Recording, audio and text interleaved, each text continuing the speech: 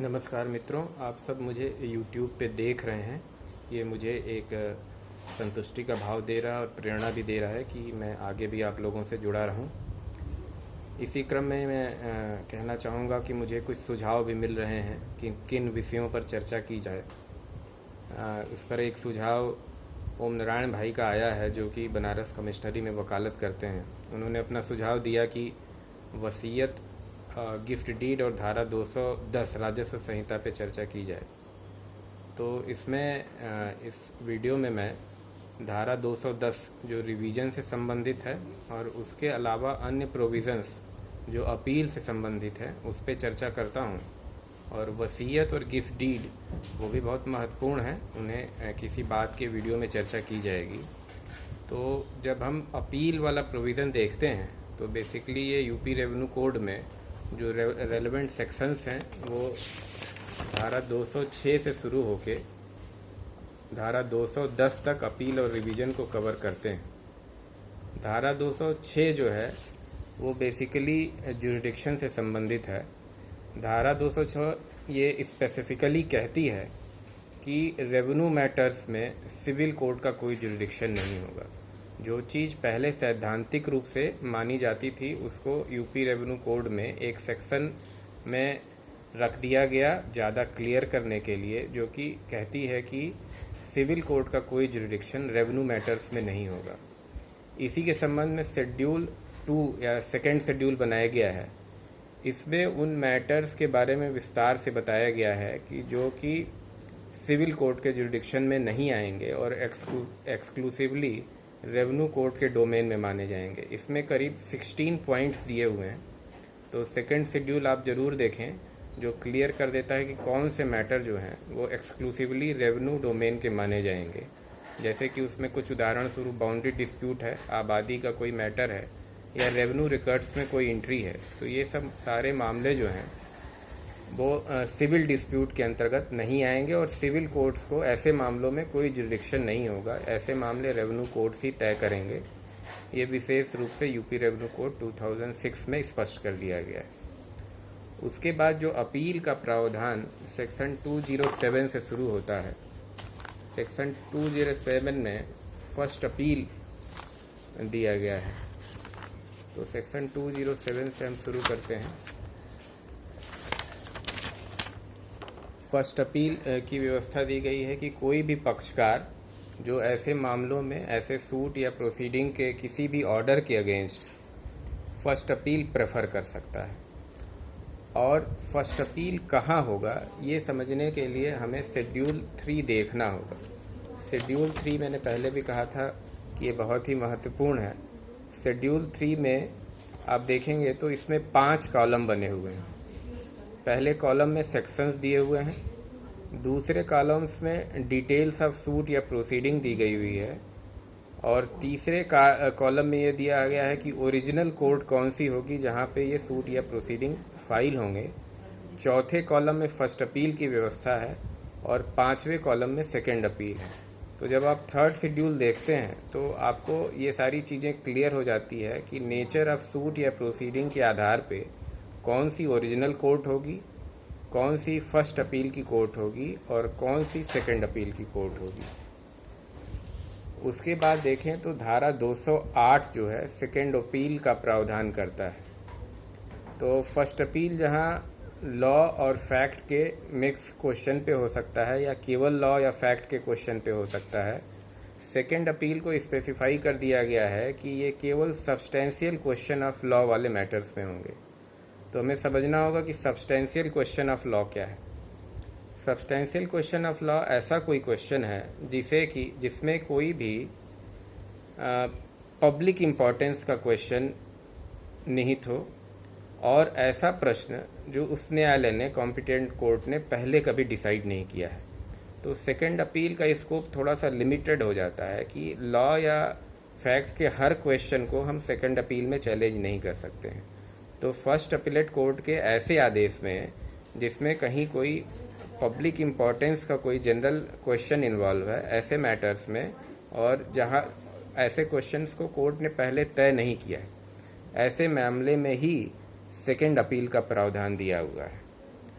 उसके बाद second appeal में ये भी मैं बता दूं कि धारा 207 फर्स्ट अपील में लिमिटेशन का पीरियड दिया हुआ है जो कि 30 डेज़ है।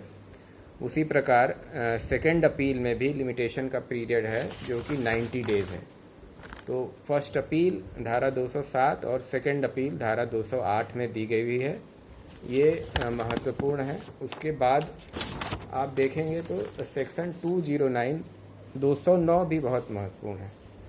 209 में ये पहले के यूपी लैंड रेवेन्यू एक्ट में इस तरह का प्रावधान नहीं था, या यूपी जेडएलआर एक्ट में भी नहीं था।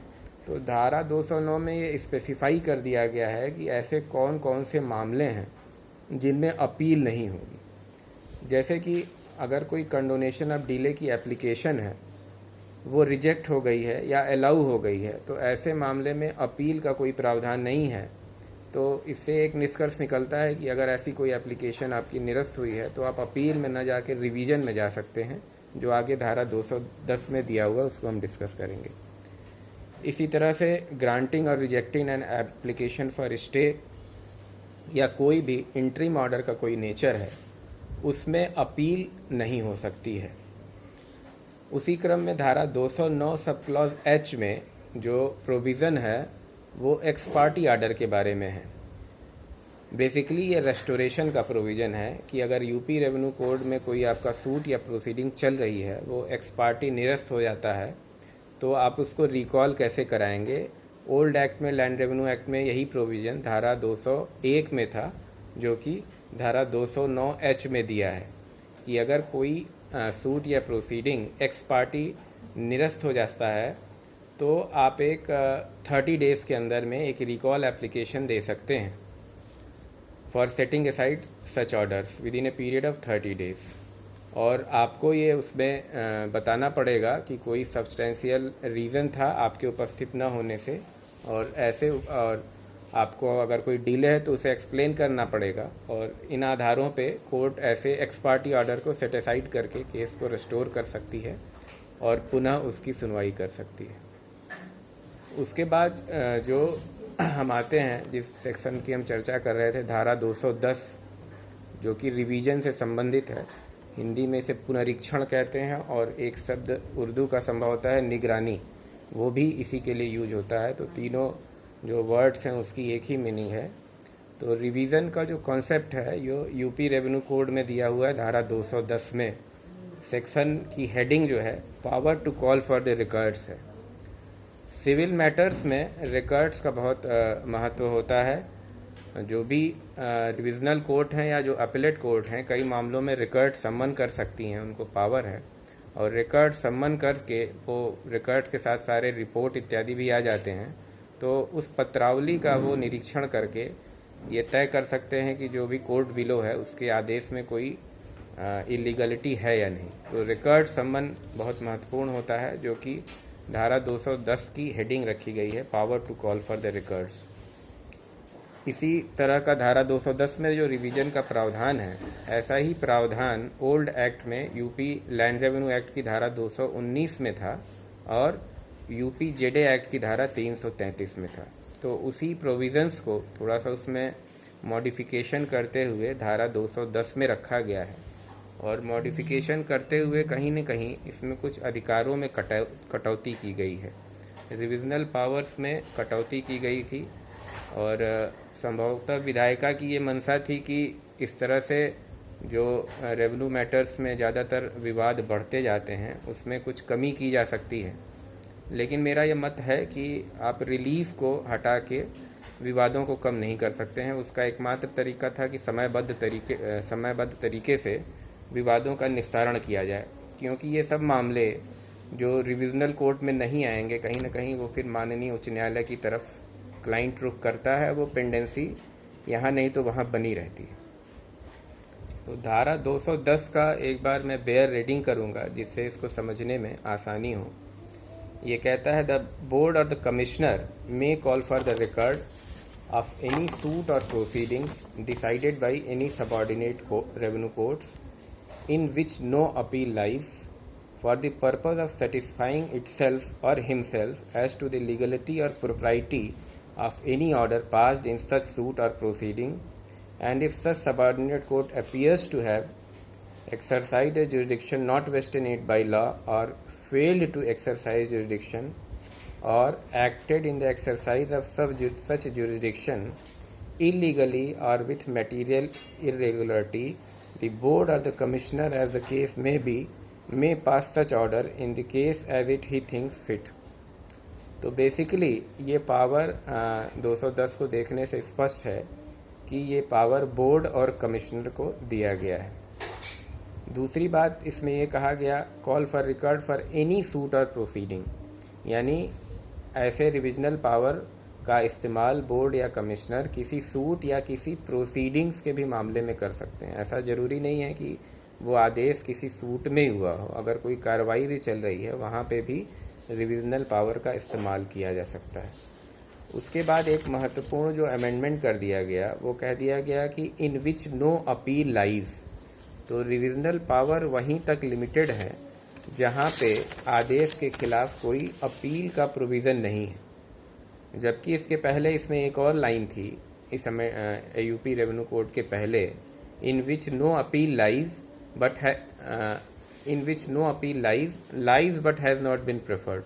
तो यहाँ पे lies but has not been preferred को डिलीट करके इसके उपयोग को लिमिटेड कर दिया गया है। तो इस तरह से रिवीजन की जो धारा है 210 वो बोर्ड और कमिश्नर को ये पावर दे रही है। अब इसके 3 जो इंग्रेडिएंट्स महत्वपूर्ण हैं वो ये बताते हैं कि किन आधारों पे रिविजनल पावर का कोर्ट इस्तेमाल कर सकती है। वो 3 हैं। पहला ये है jurisdiction not vested in it, दूसरा है फेल्ड टू एक्सरसाइज जुरिडिक्शन, और तीसरा है एक्सरसाइज्ड ए जुरिडिक्शन इलीगली और विथ मटेरियल इरेगुलरिटी। तो जहाँ पे ये कहता है कि jurisdiction not vested in it, मतलब कि वो जुरिडिक्शन उस न्यायालय में नहीं है और वो किसी एरोनियस बिलीफ के कारण ये मान लेता है कि वो जुरिडिक्शन उसमें निहित है और उसको यूज़ कर लेता है, तो ऐसे मामलों में रिविजनल कोर्ट उस आदेश को गलत मान के अपने रिविजनल पावर को इस्तेमाल कर सकती है। फेल्ड टू एक्सरसाइज जुरिडिक्शन का मतलब है कि जहाँ पे उस न्यायालय को क्षेत्राधिकार था लेकिन वो उस क्षेत्राधिकार का उपयोग नहीं कर पाती है। एज फॉर एग्जांपल, जैसे कि किसी गवाह को क्रॉस एग्जामिनेशन में बुलाना चाहिए और उस न्यायालय का ये इनहेरेंट राइट है, लेकिन अगर वो इसका इस्तेमाल नहीं करती है और उस गवाह को क्रॉस एग्जामिनेशन में नहीं बुलाती है तो ये माना जाएगा कि that particular court has failed to exercise this jurisdiction. और तीसरा पॉइंट जो आता है, एक्सरसाइज जुरिडिक्शन इलीगली और विथ मटेरियल इरेगुलरिटी। तो जहाँ पे वो अपने क्षेत्राधिकार का इस्तेमाल इलीगली या अविधिक तरीके से करती है या मटेरियल इरेगुलरिटी। तो जहाँ वर्ड मटेरियल इरेगुलरिटी आता है ये प्रोसीजर से संबंधित वर्ड है, तो ऐसा इस मामले में न्यायालय प्रोसीजर का सही ढंग से इस्तेमाल नहीं करती है। इसके आगे हम देखेंगे कि आप जैसा कि जानते हैं कि रिवीजन और अपील में क्या डिफरेंस है। रिवीजन जो है बेसिकली जुरिडिक्शनल एरर से संबंधित होता है, जबकि अपील क्वेश्चन ऑफ फैक्ट और क्वेश्चन ऑफ लॉ या मिक्स्ड क्वेश्चन ऑफ फैक्ट या लॉ पे किया जा सकता है। तो इस तरह से जो रिवीजन का एक इम्पॉर्टेंट प्रोविज़न है धारा 210 यूपी रेवेन्यू कोड में।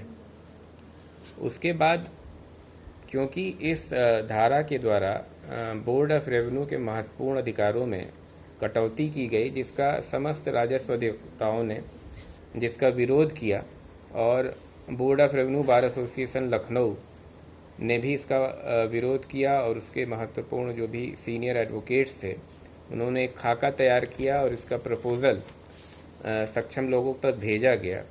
इसी प्रपोज़ल को ध्यान में रखते हुए उत्तर प्रदेश राजस्व संशोधन अधिनियम 2019 पारित किया गया, जो कि 5/8/2019 से लागू हो गया है। तो इसमें जहाँ पे रिविजनल पावर में जो कमी की गई थी उसको फिर से दुरुस्त करते हुए कुछ महत्वपूर्ण अमेंडमेंट्स किए गए, जैसे कि सेक्शन 24 जो कि बाउंड्री डिस्प्यूट से संबंधित है, सेक्शन 38 जो कि करेक्शन ऑफ पेपर से संबंधित है और सेक्शन 66 जो कि इर्रेगुलर अलॉटमेंट ऑफ आबादी साइट से संबंधित है, इन सारे सेक्शंस में धारा 4 जोड़ते हुए ये प्रावधान कर दिया गया कि जहाँ पे पहले था कि आयुक्त का आदेश अंतिम होगा, उसके स्थान पे यह कर दिया गया कि आयुक्त का आदेश धारा 210 के उपबंधों के अधीन अंतिम होगा। इसका मतलब है कि रिविजनल पावर को फिर से वेस्ट कर दिया गया बोर्ड ऑफ रेवेन्यू या कमिश्नर, जहाँ पे भी वो निहित है। तो इस तरह से इस एक्ट में महत्वपूर्ण संशोधन करके बोर्ड ऑफ रेवेन्यू के जो भी अधिकार थे, जो पावर थे, उनको फिर से पुनर्स्थापित किया गया। ये इसलिए भी आवश्यक था कि बोर्ड ऑफ रेवेन्यू को रिविजनल पावर के साथ साथ सुपरवाइजरी पावर भी थी, तो कहीं ना कहीं वो सारे अवर न्यायालयों को सुपरवाइज करता था और बेहतर लॉ प्रोपाउंड करता था। वो ऐसे विधियों में एक रूपता होती थी जो कि बोर्ड ऑफ रेवेन्यू के न होने से जो एक समस्या आती, उसको दुरुस्त कर लिया गया है। उसके बाद इसी क्रम में ज्यूरिडिक्शन का इशू भी बहुत चर्चित रहा। पिछले 1 साल से लगातार ये चर्चा चल रही है बोर्ड ऑफ रेवेन्यू इलाहाबाद और लखनऊ के ज्यूरिडिक्शन को लेके, क्योंकि पहले लैंड रेवेन्यू एक्ट के सारे मुकदमे लखनऊ में देखे जाते थे और जमींदारी अबॉलिशन एक्ट से संबंधित मुकदमे, सारे मुकदमे इलाहाबाद में देखे जाते थे। तो उसके बाद ये एक समस्या आई जब यूपी रेवेन्यू कोड लागू हो गया कि कौन से मुकदमे कहाँ देखे जाएंगे। तो बोर्ड में शुरुआत में एक शासनादेश किया गया, उसमें ये स्पष्ट कर दिया गया कि ऐसी धाराएं जो कि लैंड रेवेन्यू एक्ट से संबंधित थीं और आज की डेट में वो यूपी रेवेन्यू कोड में हैं, वो सारे मुकदमे लखनऊ में देखे जाएंगे और जो भी जेडे से रिलेटेड जितनी भी धाराएं हैं उनसे संबंधित मुकदमे सारे इलाहाबाद में देखे जाएंगे।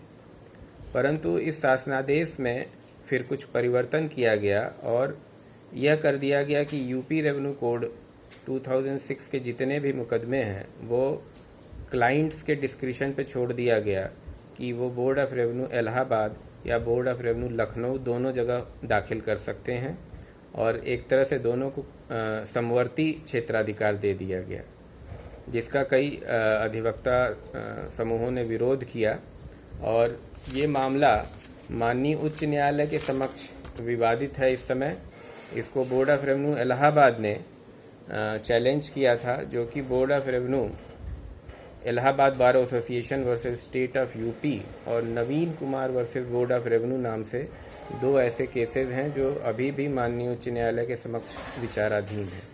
तो आज की डेट में जो स्थिति है वो शासनादेश प्रभावी है, जिसमें ये कहा गया कि बोर्ड ऑफ रेवेन्यू इलाहाबाद या लखनऊ दोनों में मुकदमे योजित हो सकते हैं। बीच में वर्ष 2018 में एक आदेश माननीय उच्च न्यायालय ने कर दिया जो कि है जसिया देवी वर्सेस इंदरपाल। इसमें माननीय उच्च न्यायालय के समक्ष एक वाद था।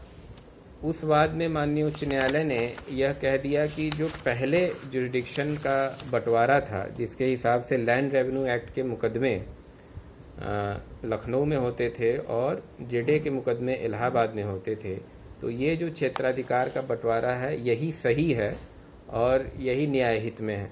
लेकिन इसमें माननीय उच्च न्यायालय ने बोर्ड ऑफ रेवेन्यू के शासनादेश को निरस्त नहीं किया और न ही माननीय उच्च न्यायालय ने जो भी बेंच के समक्ष मुकदमे हैं उसमें बोर्ड ऑफ रेवेन्यू के शासनादेश को स्थगित किया है और न ही निरस्त किया है। तो जसिया देवी का वाद एक पर्टिकुलर केस तक ही सीमित है। इन्होंने अपनी फाइंडिंग तो दी लेकिन बोर्ड ऑफ रेवेन्यू के शासनादेश को निरस्त नहीं किया, इसलिए क्षेत्राधिकार का मुद्दा अभी भी वैसा ही है। इसका मतलब है कि बोर्ड ऑफ रेवेन्यू इलाहाबाद और बोर्ड ऑफ रेवेन्यू लखनऊ दोनों को समवर्ती क्षेत्राधिकार प्राप्त है और ये क्लाइंट्स और मौकिल के डिस्क्रिशन पे है कि वो ऐसे मुकदमों को कहाँ दाखिल करते हैं।